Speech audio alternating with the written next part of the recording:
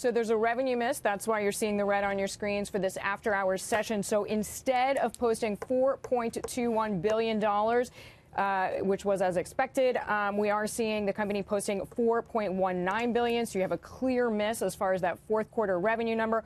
More important, it's always about the outlook. The outlook is light. So for the first quarter, which is the current quarter we're living in, instead of being able to forecast $4.61 billion, which is what Wall Street was looking for, Netflix saying looking a little bit light. Estimates are around $4.49 billion. So this just backs up also what we have been concerned about with this cash burn. I mean, you'll both recall that the negative free cash flow for Netflix is around $3 billion. I'm going to be looking for an update on that, but that's up from $2 billion from 2017. So just this concern about how long Netflix can keep this going. They have this first mover advantage. That is clear. They are going to have more competition, though, as we know, as time goes on.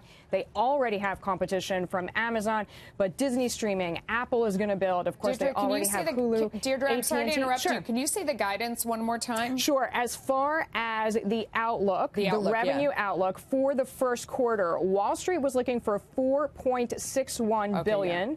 And so it looks as if Netflix is saying they're going to come in around $4.49 billion, so clearly under consensus. But the point is, right, is that it does take a lot of money to make these blockbusters. We know they had Bird Box. We know they had Black Mirror. I mean, there's a lot of bragging points, but it takes a lot of money to do this.